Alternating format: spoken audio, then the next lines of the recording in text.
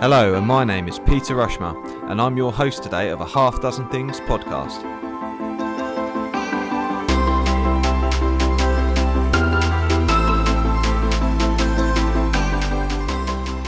A Half Dozen Things is a podcast for business owners and professionals just like you. Whether you're an underdog hungry for success or you're already smashing it but want to continue to level up, we're here each week for you to get insight and learning from the very best in the business. No fluff, no BS, and no self-proclaimed gurus talking about how easy business or life is. Just real, frank, and raw conversations.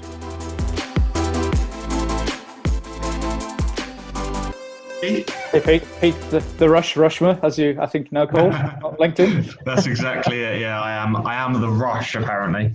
So just if you pronounce your name correctly, please, for listeners, because I've always struggled with it, and therefore I just call you Dove because that's a lot easier for my small brain. But yeah, give yourself a quick introduction for the listeners, Dove. Cheers, Pete. I think, whether I'm doing something like this or it's a face-to-face session or something virtual, I always start off with my name because I know it's difficult for some people, and I struggle with other people's names as well. So I always ask, see, it helps as a bit of an icebreaker, but also as well as embarrassment on other people's parts. Obviously, having a real Welsh name in England or anywhere else in the world can be a bit of a challenge. So it's not phonetic in English. So the name is Dyfrig. So the F is V, essentially. So, but everybody calls me Dove because it's a lot easier for them, and I'm really comfortable with that. And nobody should ever be embarrassed to ask. Ever. Yeah, 100%. And Dove is because it doesn't look like Dove, but Dove like the bird. Not in England, it doesn't, though. Yeah. No. So there we go. I'm absolutely delighted to have you join me today, mate. And it's, obviously we're used to recording podcasts together as well. Some of our listeners may not listen to both, but Dove and I co-host another podcast called Strong for Business, which is part of a consortium where there's three different types of trainers, essentially, or learning and development professionals is probably the right terminology. But yeah, we co-host that and we get some great guests. We had a fantastic guest the other week, didn't we? So if people are interested, definitely worth tuning in. It's catered slightly for different listeners, but nonetheless, hopefully people will find some value in that. But yeah, absolutely delighted to have you along. And Dave, you've been in business 4 years now? Just over 4 years? 4 years and 3 weeks, precisely. Very good, brilliant. Yeah, 4 years is an anniversary. It's quite a big year in business. So. And you've got you've got a lot of experience as well in sort of some big companies, in some very senior positions as well. So I'm really excited to get some insight from you today on what your half dozen things are and how we can support business owners and professionals as well develop themselves, because the overall purpose of this is to really challenge people's mindsets and open them up to development. And to get them thinking in a different way. So I think that's going to be brilliant. So let's get cracking. The first thing of your half dozen things is be clear on why you are doing what you are doing, and you've got why in capital letters. So yes. I'm looking forward to hearing what you're going to say here. I think this is the key thing, actually. And I know that in one of your previous podcasts, Lee from 2J's mentioned this briefly, actually. And there's a guy that Lee mentioned as well. He's called Simon Sinek, and he's and I know in your intro we don't talk about any kind of BS or gurus or anything like that. So I'm going to use that term quite lightly in this. And Simon Sinek, he's a British guy that kind of grew up and works in the States now. And he's really famous for about 3 or 4 books that he's written, but he's kind of all over social media and YouTube and stuff like that. And he wrote a book. It's called Start with a Why. And it's quite fundamental, actually, and it's been a bestseller because of its simplicity, but also the value of asking the why question. So whether you're a leader in a business or you own your own business, regardless of the size of the sector that you're in, if you don't know why you're doing something, it's very hard to explain to other people what it is that you're all about. But also, I think for yourself, you need to know why you're doing something so you can understand what your motivation is for.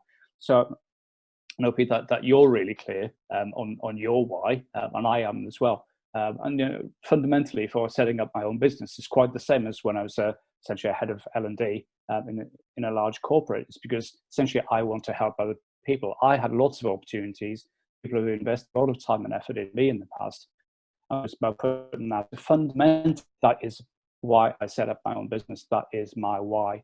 So then that helps me understand what I need to do to actually do that when I people, kind of the fundamental value of that as well. And then understanding what that will give you as well in the long term. So set up my own business as an example will give me several different things that I don't have in corporate life. But also, it's thinking about it from a business perspective, but also from an individual perspective. If you can't explain the why, it's almost like that granny test, if you like. If you can't explain it in simple terms to your granny or to somebody else, then how can you explain it to other people? And that's really, including your employees and your partners and your customers, all those kind of people, the why is quite fundamental. Yeah, 100%. And often it's, it's not make loads of money either. No. Which they're not normally the businesses that last too long either, or stand the test of time. It's definitely about finding a why that delivers value and that really brings meaning, a meaningful difference, I suppose. I love Simon Sinek, and I love a lot of his work. I recently read Finite Games. I don't know if you've had the opportunity to read that one yet. It's a fairly recent one, but I found that really, really good. In a way, it's kind of repackaged. Start with why, Yes, yeah. but it talks about essentially business isn't like a win-lose game. It is a finite game where there is no clearly defined rules or a clearly defined endpoint either. Obviously, unless you want to sell for a particular amount of money, I suppose, which there is a clearly defined endpoint. But your why is so important. In the blurb that you sent across about this section, I found it really interesting, that fact around 70 businesses an hour are created in the UK, which is that is mind-blowing. 70 businesses in the UK created every hour, and 29% of those go under in year one, and 60% go under by year three. And, you say that's due to a lack of managerial competence and understanding of being an effective leader. And one of the things you make quite clear is, which I find really interesting, is that the business is about technical competence and the ability to manage, but actually the third skill is leadership. Are you able to just sort of explore that a little bit more, please, Duff?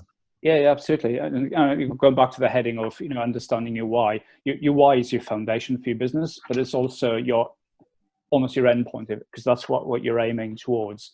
And we all find ourselves in leadership roles or business owner roles because we have the technical competence, and that's probably been created over many, many years. You become very good technically, you should be, at what you do, especially if you're deciding to create your own business. So all the technical competence, your skills, your years of knowledge and stuff, that's great. But when you start going into leadership roles, and especially if you want to own and then develop and then employ people, it's a lot more than your technical competence. So typically we talk about knowledge, gaining knowledge, developing your skills, and importantly, thinking about your behaviors as well. Because that's really important, because you become very exposed as a leader. People are looking at you and up to you, hopefully, a lot of the time. But also what we need in leadership roles is an element of judgment, because we have to make very important decisions often, and perception as well. So we have to kind of read the landscape. We constantly should be scanning what's going on out there in the marketplace, in the business environment, almost like getting down and doing a PESTLE analysis or a SWOT analysis fairly regularly. So we're constantly looking out. So our historical competence, if you like, that's good, because that sets us up, but it won't see us for the future. There's a lot more to think about. And leadership as well, we'll talk more about this later, around the skills and the constant learning. But what people want from leaders, and this is part of your why, really, if you want to lead, is developing your emotional intelligence, if you like, not just your IQ. And emotional intelligence has been around since, I think, about the 1950s. It was first identified. So it's been around for a long time now. But people typically, they want their leaders to be accountable. Authenticity is really important these days, and more modern behaviors, if you like, and use that in inverted commas, around being confident, because that's important, but also some humility as well. You don't know everything as the boss or the leader, if you like. So how you conduct yourself with your staff, your suppliers, your customers, and everybody else is really important these days, and it can really set apart from everybody else. Yeah, absolutely. No, fantastic. And that leads us really nicely onto the second point. Now, one of the very, very first development books I read was a book called Good to Great, which is a Yeah. fantastic book. And it talks about having the right people and the right people on the bus and in the right seat as well. And your second area is very focused around that. So surrounding yourself with the best people available, obviously at a price that you can afford, which I think is a fantastic objective. Possibly difficult to achieve, but a great objective to have. And are you able to just explain that a little bit more, please, Duff? Yeah, of course. Yeah. So, if you are a lead in business and you've gone up through the food chain, if you want to use that term quite bluntly, in a business, in a corporate or an organization, or you set up your own business, you probably deserve to get where you've done, where you are, because you probably worked hard at some point for a finite period of time. But to go back to what you're saying about what you got you here won't get you there. It is around all of a sudden you need to be able to get support and know who to go to, and that's not just about employing people on a full-time basis, because we know what it's like. Especially the first years of business, financially it can be a bit of a struggle because you're investing in lots of things and you're learning. From our perspective, when we've worked in corporate environments, I'd have somebody in a marketing team I could speak to. I'd work in a HR function, but I'd have a HR business partner. I'd have a finance partner. I'd have an internal communications partner. There'd be loads of people that I could just go to and say, I need some help with this. That was part of that wider corporate team, if you like.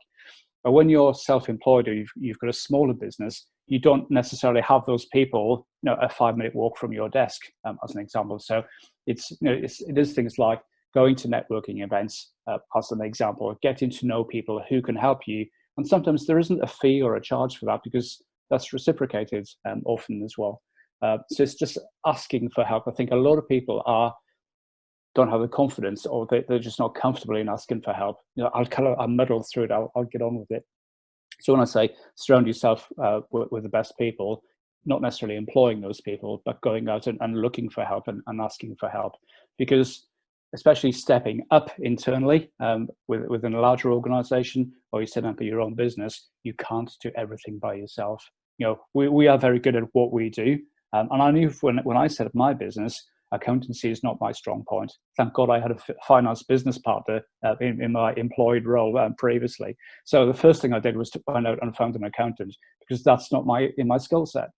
And obviously we all have to pay, or most of us have to pay for our accountants. But I could spend hours and hours agonizing over my tax year, end of tax year reports and things like that. Or I could just get rid of that pain, give that to somebody else, and focus on the stuff that I'm good at, and which is building my business. I'll give you an example. I had some windows put in last year. The guy who's putting in my windows, he's self-employed and he's a team of one. And I said, how are you? Because he's putting the windows in over a period of time. He said, I'm maxed out. I said, well, that's a good place to be, to be self-employed and maxed out. You say, I haven't got the time to do everything. I've got to do the invoicing. I've got to do the quotes. Obviously, I've got to go out and get the windows. I have to fit the windows. I need to do the marketing. I was like, okay, so here's an opportunity to give some free coaching to somebody. It's like, okay, so what part of all of that actually drives an income for you? You said selling and fitting the windows. It's like, okay, so why don't you give the rest to other people? He said, I don't think I can afford that, and I don't want to employ people. I say, well, you could get a virtual assistant to help you just do the administration and set up all your meetings. That just takes that pain away. It's like, oh yeah, I hadn't thought about it like that. It's just all about employing people, and having people on your books. It's just going out and asking for help and being flexible. Just getting people in on contracts, or employing people on a part-time basis, even. But it is around getting the best people that you can have at the price Sure. you can afford as well. Yeah, sure. I think one of the things that I always look to try and achieve is I always try and be the thickest person in the room, which most people listening, most people listening will probably laugh and go, "That's probably not hard for you, Pete." Yeah. But genuinely, I like to be stretched by people, and I think if you always try and surround yourself with people that whether you're the best at what you do and whether they're the best at what they do, but if you can get the best possible people to do what they do best, I think that can be quite powerful, can't it? Like you say, very, very powerful. Yeah, it's very, very important to have people around. And one of the things you mentioned as part of this point is around the great people don't necessarily work just for salary. Mm-hmm.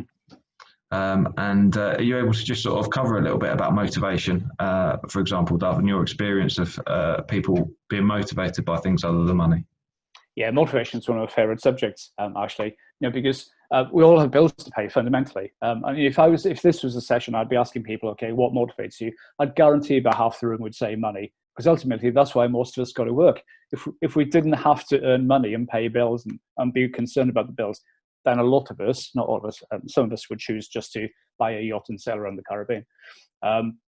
However, money isn't a true motivator. So, so there's lots of theories going back into the 1950s and further back than that, even around what motivation is.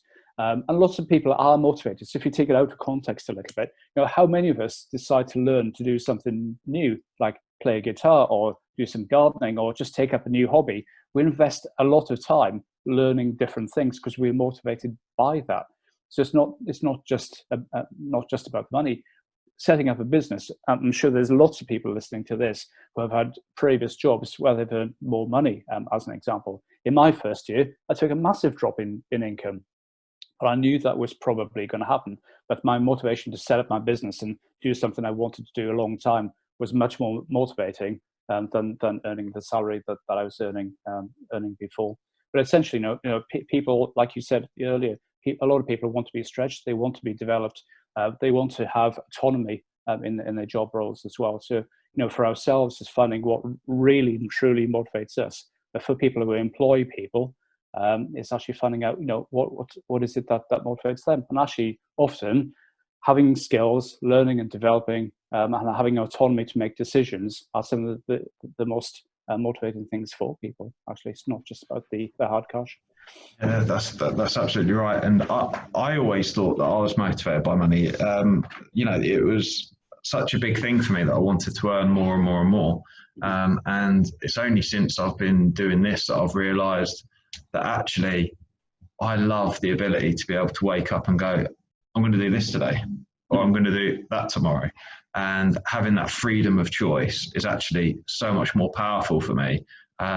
And even in growing the business, it's probably held me back a little bit to an extent, because there's a level of reluctance to want to bring other people into the business, because actually that kind of ties me down a little bit more, and that means that I'm not as flexible as I'd maybe like to be. So I need to get out of my own way a little bit with that, but and just sort of look at my motivations over time with that. But it's been fascinating. And even when I look at my long-term goals and my long-term objectives, they're all about the freedom that I'm going to have in the future, rather than necessarily pots and pots of gold bars or gold coins, for example. So it's massively important. And I think certainly for staff as well, particularly in the blue collar sector, for example, where we're relying on people being productive and doing their role and doing their job as part of a greater process.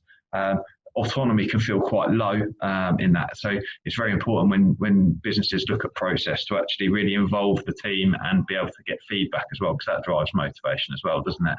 Yeah, absolutely. So and the busier we are as leaders as well, the further away we get from the job that we started to do. So if you're in a production making widgets, because that's an easy example, whatever a widget really is, it's you stop doing that, you start employing people, and all of a sudden there's you and then a manager and then a supervisor and then somebody on the production line making widgets. They know what's going on day to day, and you don't. Just actually, like I said, consulting with them and just asking them actually what would make your life easier or make this more productive or seamless or whatever it might be. It's an easy way to engage people and increase your productivity and your profit in your business too. Yeah, absolutely. So your third area is around being customer centric. So what do you mean by that, please, Duff? Okay, so customer centricity is a word that I started to learn when I was, the job title was senior manager for learning and development in a contact center business. So this contact centers are very, very busy places. Quite high pressure environments. Great fun to work in, but high pressure as well.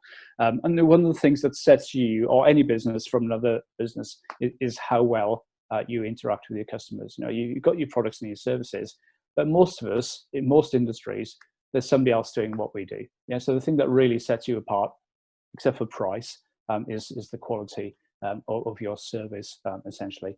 So the customer centricity, what I mean about that is actually putting the customer at the heart of your business. So I've worked in businesses where actually the customer was never mentioned. Thinking, well, this is really bizarre because we're all serving somebody and we should be serving the customers, but the customer wasn't mentioned because they were a reference number or somebody in a book, as an example, because that was sometimes, especially in sales terms. But the customer is at the end of the process, where the customer should be all over that process as well. So essentially, your business or organization is nothing without your customers. And I know in public sector, as an example, and this isn't meant to be critical, that can be quite hard because you're not reliant on an income or a profit from them as well. But customer centricity can still happen, whether you're a head teacher in a school or a receptionist in a doctor's surgery or wherever it might be. So it's really that's quite fundamental. I just want to, because I know that you like to read, Pete, and I know you like stats and things like that. So there's a survey that came out in January. And the survey suggests, and this is on UK, so I like to keep it relevant to the country that I'm working in. So in the UK, the survey that was published in January said that 25.9%, because the points are also important, of customers prefer excellent service, even if it means paying more. So sometimes we think that we have to kind of go cheap. And I think, so the pound shops and the cheap, low-cost airlines and things, that kind of drives the behavior in service providers, that we have to do things cheaply. But actually what a lot of us want, not all of us, but a lot of us, and in this survey, that's a quarter of all customers are willing to have excellent service and pay a little bit more for that. And interestingly, more than half of customers want balance of price and service, and 14% prefer no-frills services. So, it's worth thinking about your customers, who your customer demographics are, and actually how much are they willing to pay. And that's not about screwing your customers, actually, because none of us should be doing that. We still need to make a profit because we are running businesses at the end of the day, but it's not going too cheap. It's actually, I think as business owners, particularly, actually putting your price point out there in the market is one of the trickiest things that any of us can do, because sometimes we don't know, because our competitors don't always publish prices as well. So, but to be customer centric and put those in the decision making and consulting with your customers will be more and more important in the future than it ever has been in the past, just because the world that we work in is hyper competitive, and that's not going to change really. No, I think it couldn't be even more any more topical either, actually, Dov. And I deal particularly a lot with transport companies, and their point of differentiation can often be a real challenge for them. Mm-hmm. And part of the businesses that they run is very price focused and price oriented. Pound per mile, for example, and the cost base is huge. And it's very interesting, actually, that as a business, as purchasers, a lot of those companies, they prefer to buy quality and service. So they buy in that sense. In certainly one of the companies I used to work for was certainly one of the more premium brands. So you had a quality service, but you were paying additionally for it. However, long-term value from a transport point of view with a truck, which is built to last, and you've got to service and maintain that vehicle over a period of time. So quality is very important. It's very interesting. Those transport companies become really, really hung up on price all the time. And as for me as a supplier to them, where I supply training and consultation services, I try and deliver value. There's always someone that can do it cheaper, but there won't be someone that can do it better. Yeah. And that's sort of the philosophy I have. But the first question all the time, especially with my mandatory training, for example, is how much is it? And a lot of the time, particularly with drivers, for example, if they wanted to buy directly, I know it's tough for them because they're paid only a certain amount, for example. But it's finding that balance of, well, do you want to spend 7 hours and spend this amount of money to get absolutely zero value, or are you happy to pay this slight bit more but actually get a value for that, which actually over time will potentially give you a return on investment? I think is massively important. So one of the things I wanted to ask you about, actually, your background with travel You worked in travel and tourism, and the customer is really at the heart of that, because that's something that will get them coming back year on, year out. And one thing that you said to me, or you mentioned the other day, that really sort of triggered with me, was around keeping time and about that as a service thing. Are you able to just sort of explore that a little bit more? I think you know what I mean by that. As soon as you're on time, you're late. Yeah. So it's really interesting, actually, because as a teenager, and I don't know if my friends from a long time ago will listen to this, but I would probably encourage them to do it. I was late for everything, because it's just like there was no kind of urgency. You know, we say we're done the pub at 7, I kind of rock up at 7:30. They'd already had 2 pints by then. But actually, then when I started working in the travel industry, there's a philosophy, and it comes down actually from the military, because I worked in the airline part of the business for about 7 years on and off. And there's a lot of ex-RAF guys saying, the guys that fly in the planes used to fly jet fighters and Chinook helicopters and all those, great people to work with. And again, it's an environment where you work hard, and you probably play a lot harder as well. But within that, there was a lot of discipline. And actually, on time to start work is late.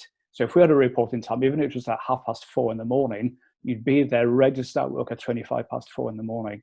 Yeah, or 9 o'clock in the night, or whatever it might be, because it's that philosophy. Because it's a bit of a cliche, but time is money. And when you're running scheduled services, whether it's a truck business or an airline or whatever it might be, on time is late, because your customers expect that kind of fundamental philosophy of if I'm paying you to be there, I need to be there. Yeah, so and that's just one of those really important things. So. And it's not about time management, but it's about personal effectiveness and business effectiveness, essentially, because you can't be late. And especially in the travel industry, and I think what you're saying about the haulage and truck industries as well, margin is really, really small. Yep. If you mess up once, you probably lost the margin from that sale or that piece of work. So you have to be thinking about getting it right all of the time.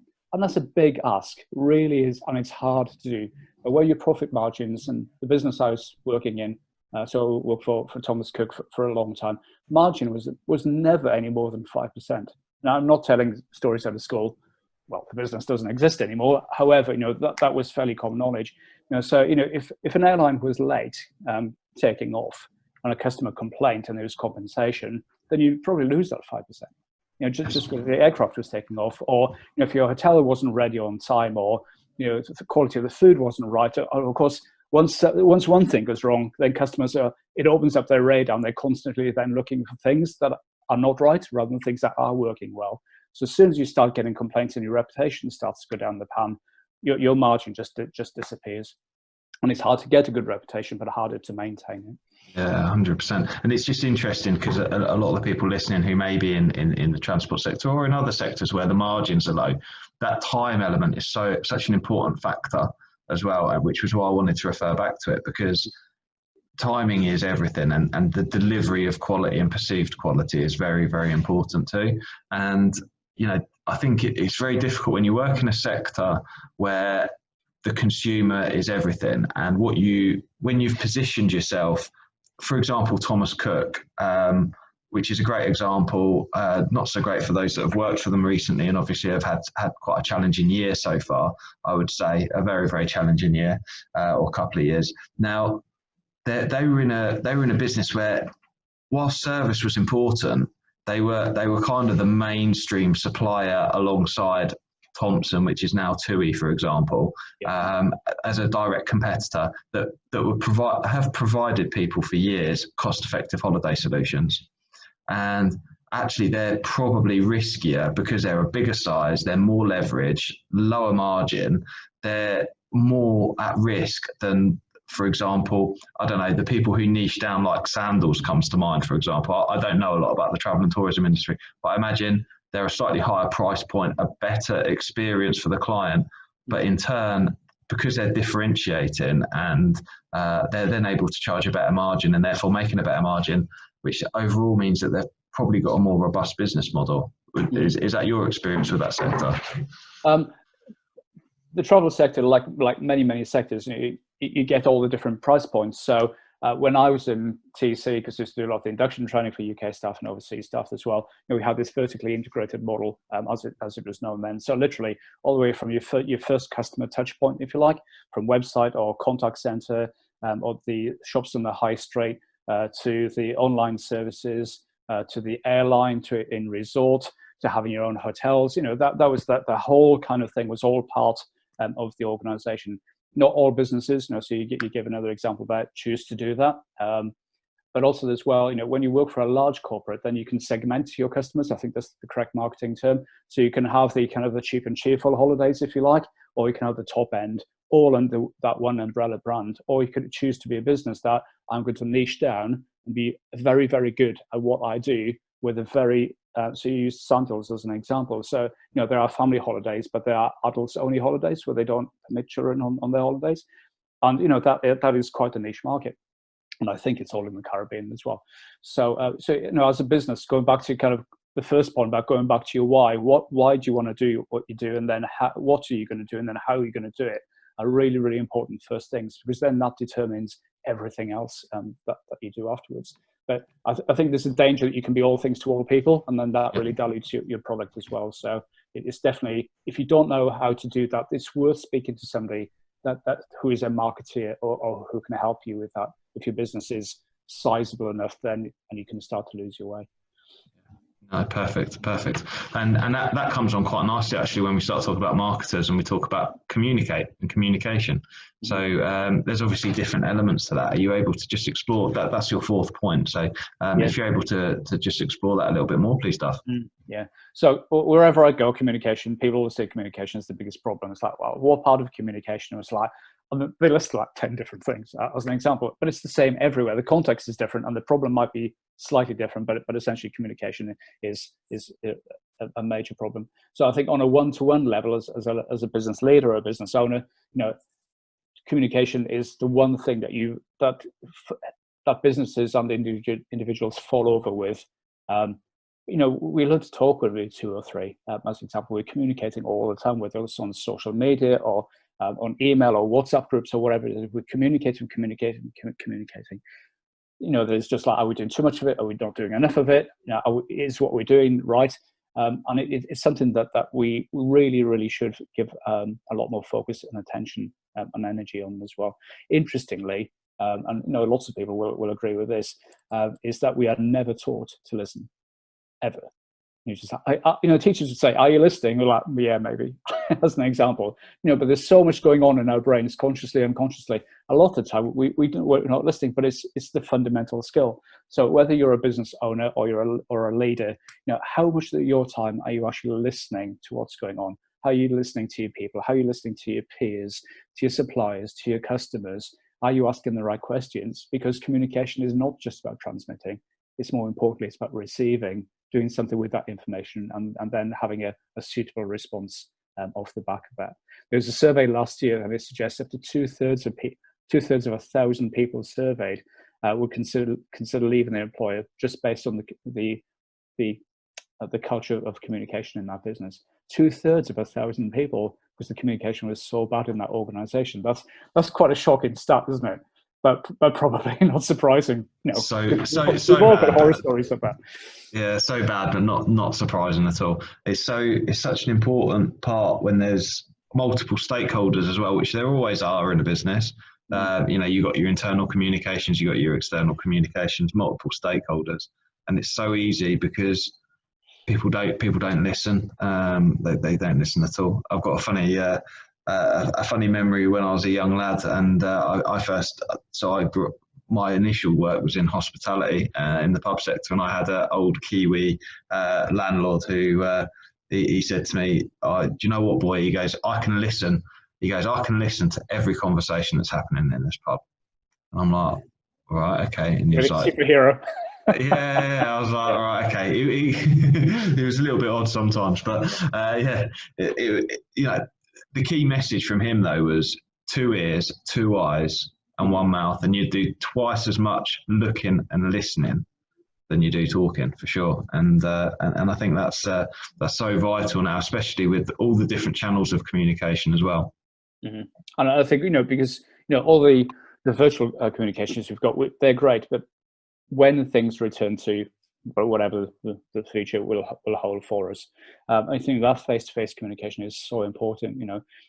If you're a leader in a business or you own a business, It's really important that you go out and you kind of re-engage with your people, talk to them, listen to what's going on, get to know them as people, get to know your customers and your suppliers, show empathy and all those things. But also tell your story about, for people listening to this over the coming weeks and months, is thinking about, actually, so what is your story going to be? And people might think, I don't know how to tell a story, but we're all full of stories from our life experiences. And if we are the most senior person or one of the most senior people, there is a story to tell from the last 3 or 4 months and a story to predict for the next. So we need to kind of share that and kind of come away from the formal communication with almost like a press release of what's going on in our business right now, to actually saying, so what's been going on? This has been what's going on for us, and tell the story about what's going on in the future as well.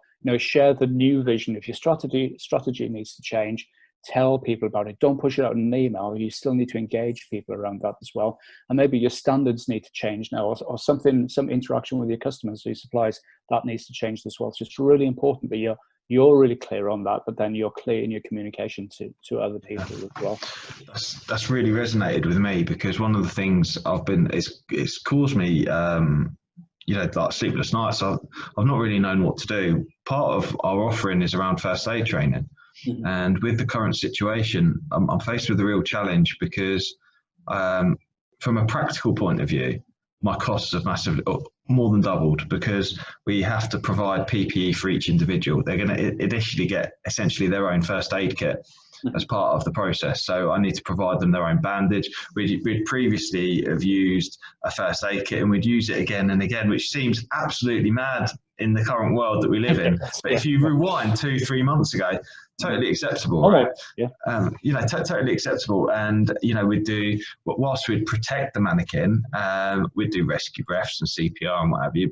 And then we'd wipe it down after use, which would be normal. But it's this thing around bandages and everyone having their own, and whatever touches them is their own as well. And then on top of that per capita cost, we've also got a reduced capacity as well. So where in a room where I'd previously be able to have 12 people, which was the capacity for first aid, we're now down to maybe 4 in that same space, or 5. Now that's a third of the capacity that I was previously. And I'm looking at my cost base, I'm looking at what we charge, and I'm looking at it and I'm thinking, I'm going to have to double my prices. Mm-hmm. Now, if I just go out and double my prices to my client base, they're going to go, well, peace monopolising on COVID-19, or flagship are really expensive, what have you. And when we originally set out in business, we were quite careful about where we priced ourselves. We weren't as expensive as the big national providers, but we also, we'd carefully structured it and made sure that it was just at the right level. Now, that presents a real challenge. And what concerns me is that my competitors possibly haven't had the foresight that they're going to face these challenges, and they're essentially going to bury themselves. But in the process, are they going to continue to keep the prices as they are and bury themselves quite quickly over time? But, have I got the 6 months to wait whilst they do that? And I think that's really a challenge, because in reality, the going rate for that type of training is going to have to go up. It's going to have to increase. Mm-hmm. And I've got to find a way of communicating that properly. And like you say, finding the right channel to do it, so that people will recognise it, and explaining why. And actually, I might need to do it I think that the key is that I need to do it in multiple ways and multiple channels. I need to probably do it in written format as a PDF, so when people when they sign up to what we're doing, I can send them an email, say that your cost of training is going up and this is why. And I think we're in a climate now where people understand. I suppose people are more accepting, aren't they, that we need to take different measures to make people safe, and that's ultimately, as part of our why, is about keeping people safe and making sure that they have the relative training. At the same time, we don't want to be putting people at unnecessary risk in our classroom. Absolutely. And if you're clear in your communication and you're authentic in that, then that takes away the initial reaction where it's like, oh, you're screwing us over, like I said, you monopolizing and capitalizing on the current situation. But I think most people will understand that.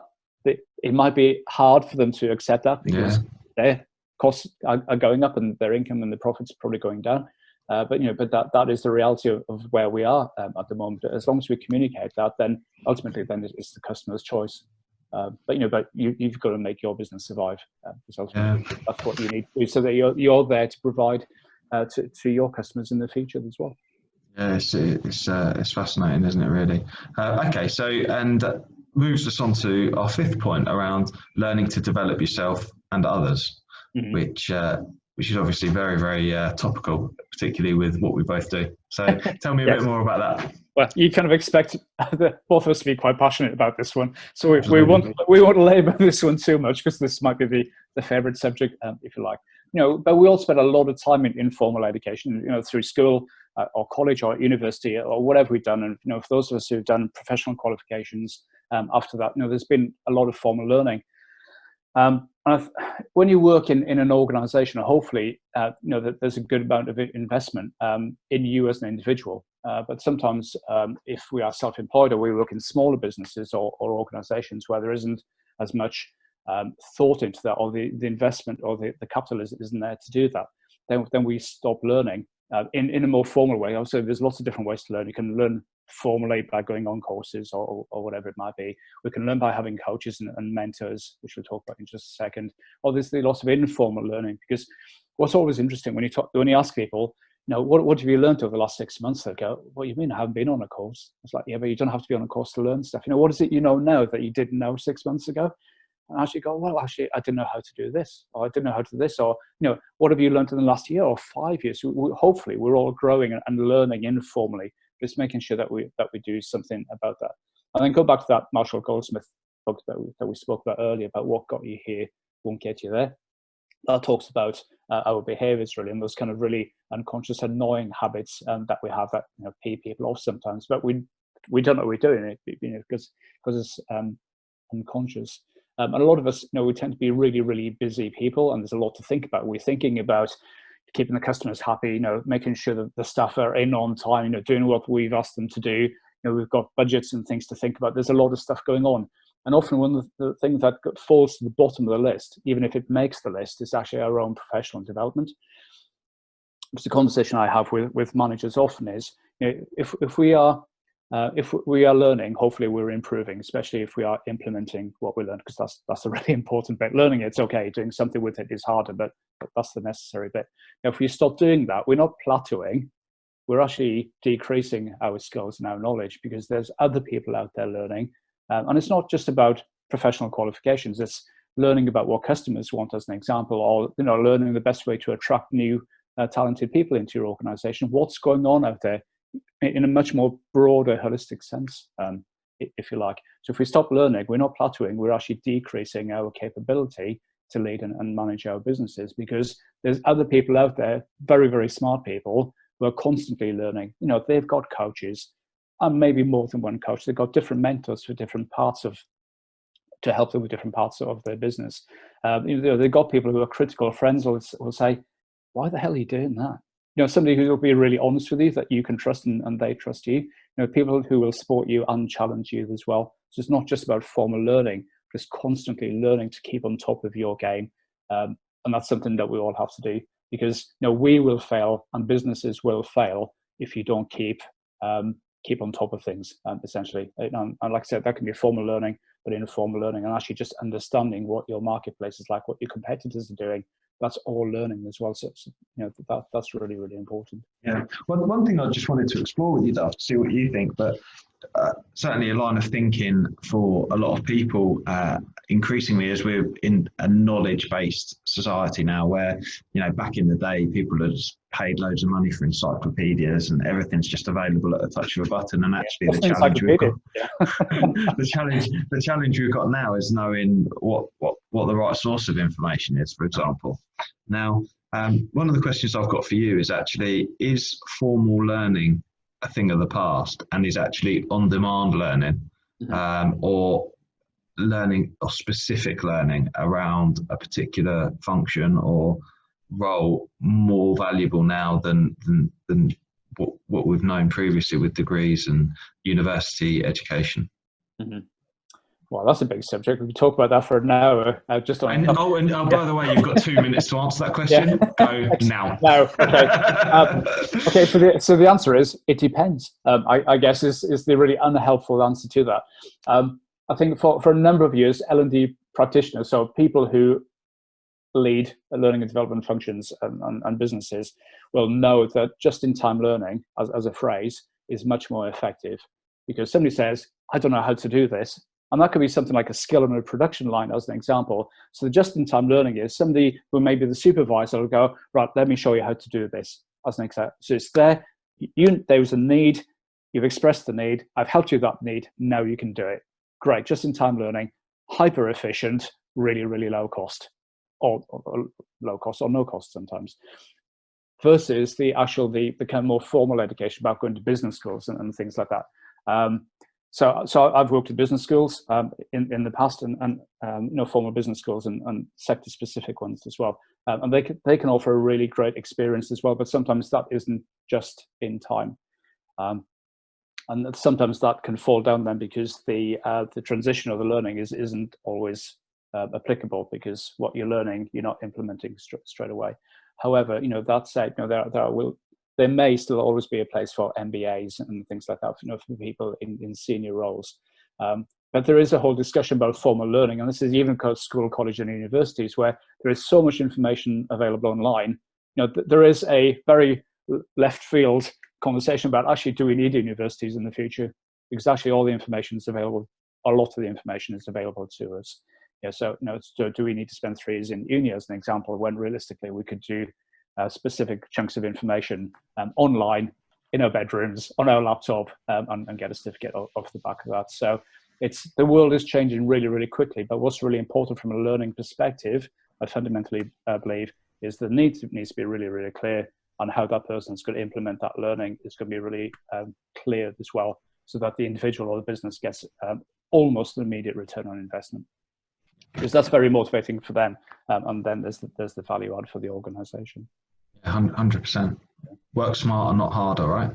Yeah, absolutely. There's a quote from a guy called Warren Buffett, whose net worth is apparently $88 billion. And he quotes, saying, the best investment you can make in yourself, the more you learn, the more you earn. And that's almost a bit of a cliche, because that's been knocking around for a number of years. But I think that's fundamentally true. And some more stats for you as well, which I found just before we did this, actually, that in the UK last year, a survey looked and identified that 1 in 3 businesses offer no development for their people. So that's all the way from the most junior to the most senior person. And they've identified that the cost is likely to be £340 billion in the UK annually. And this is because there's no development. So people then become disengaged, and therefore people then take sick. There's lack of productivity, there's lack of innovation, and all those kind of things as well. So, as a UK economy, can we afford not to develop our people? Is the almost rhetorical question, if you like. 100%. Absolutely. Okay, so on to our final point, which is around being flexible. What do you mean by be flexible then, Dov? Does it mean yoga moves, or sorry, yes. Anyone who's listening can't see me stretching, but I'm sure that's not yoga, No, I don't know what that is, but that's yoga. I'll be honest with you, no one wants to see me do yoga. It'll end up with a big rip down the back of the trousers. Excellent. I'll buy you a yoga mat for Christmas and see how we get on. Definitely not. Okay, fair enough. I think what's really interesting, and one of the positives to come out of the last 10 weeks or so, I think we've done quite good, quite well. I don't think we've mentioned the C word, so to speak, in the last hour or so. But I think what it's taught us is that we can be more flexible. I think businesses and organizations have found that because the need has been there and the pressure has been there to be flexible, people have made it happen. It's really interesting. I was on a webinar a couple of weeks ago, and there was somebody from the public sector there, and they said, and somebody from the private sector actually, and they were both saying, ordinarily, if we decided to start doing home working, we'd probably have to do like a whole year's worth of consultation and meetings. Yeah, and they might still not do it as a result of that, because of whatever reason, cost or confidence or whatever it might be. But then within 2 weeks, everybody who could work from home was working from home, for those who weren't furloughed. So, so it has taught us that we can do a lot of things that traditionally we thought we couldn't do, or we shouldn't do, it wasn't possible, or it wouldn't be right for our people or our customers. But in a lot of circumstances, the flexibility that's been forced upon us actually has just shown us there is a different way. not necessarily a better way for everybody, and maybe not for the economy at the moment. But flexibility is quite key, and I think it's not just around process flexibility; it's a mindset as well. Because we can get in a rut, we can think about what we've always done. That's what we need to do because that works. Or sometimes I hear in businesses, I'm sure you and people listening have heard phrases like, "Well, we tried that before and it didn't work." Yeah. So, well, it didn't work then, but it might work now. The world moves on so quickly, things change so quickly. It's always worth investigating things. So how can we, go back to your point, work smarter and not harder? Yeah. How can we reduce the cost base? For a lot of businesses, they've not had to, well, there's no heating maybe at the moment, but, we've not had to pay for food, for subsidized canteens and things like that. We haven't necessarily had to pay for lighting and all those kind of ancillary costs that their businesses have. A lot of the overheads have actually just disappeared. Income and profit have probably also kind of disappeared as well. But think about if we can work flexibly and be flexible in our mindsets and where we do our business and where our people work in the future, that it's not always the right thing to do, but it's just think about working a different way and reducing a lot of our overheads and engaging our people. And there's so many different benefits from just having an open mind. Because that's really important in leadership roles too. It ties in so well with your last point around leadership and development as well, doesn't it? Ties in so much with that being flexible. Yeah. So I'll throw in another stat, okay? Because I like stats. I love stat. Yeah, I thought you would too. Yeah. So a survey from last year stated that up to 62% of employees were willing to leave their employer based on this flexibility. 62%. So if some of those people don't always add a huge amount of value into your organization, that losing a few of them, even if you bluntly need to reduce your costs this year and next year, that might not be such a bad thing. But with talented people in there, your best people, and they're willing to leave another organization who may be more flexible in their approach, that's definitely a red flag for employers as well. And there's another report as well, actually, that said that a lot of people will be influenced by flexibility and how